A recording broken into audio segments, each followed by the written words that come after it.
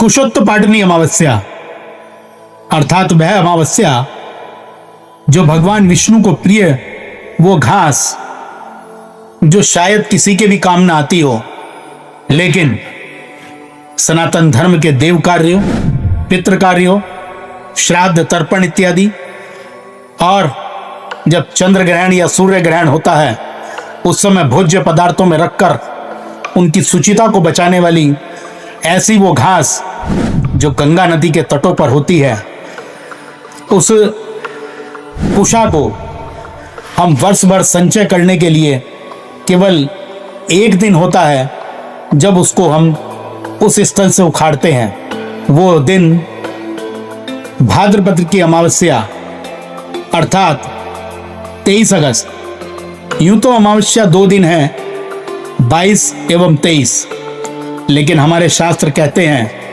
कि जिस प्रकार से पितृ कार्य के लिए मध्यकाल में आवश्यक का होना आवश्यक है, उसी प्रकार कुशोत्तपाटनी अमावस्या अर्थात कुशा को उखाड़ने के लिए वो सिर्फ उस मध्याह्न काल के बाद अर्थात सवंग काल जो होता है उसमें कुशा को उखाड़ना चाहिए।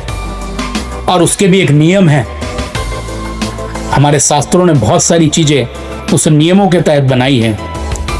वो नियम ये है कि जब गंगा के तट पर उस काल के समय हम वहां जाएं, पूर्वाभिमुख या उत्तराभिमुख होकर दाहिने हाथ से उसको हुम फट कहते हुए इस प्रकार का मंत्र करें, विरंचना सहुत्पन्न परमेष्टिन सर्गज नुद सर्वाणि पापानि दर्भ स्वस्ति करो भव। इस प्रकार के मंत्र को मैं एक बार और बोल देता हूं।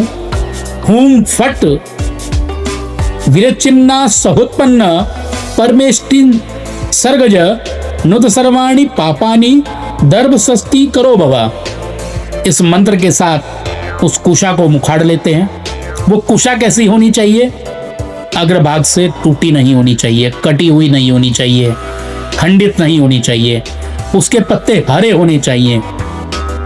इस प्रकार की कुशा का प्रयोग हम वर्ष भर चलने वाले देव कार्य, पितृ कार्य, श्राद्ध तर्पण इत्यादि में और चंद्र सूर्य ग्रहण के समय पात्रों की व भोज्य पदार्थों की शुचिता के लिए उसमें रखने के लिए हम लोग करते हैं। इसलिए इस अमावस्या को जिन्होंने पितृ कार्य करने हैं वो 22 अगस्त को 12 बजे के करीब करें, क्योंकि 11:57 तक चतुर्दशी है और अगले दिन 11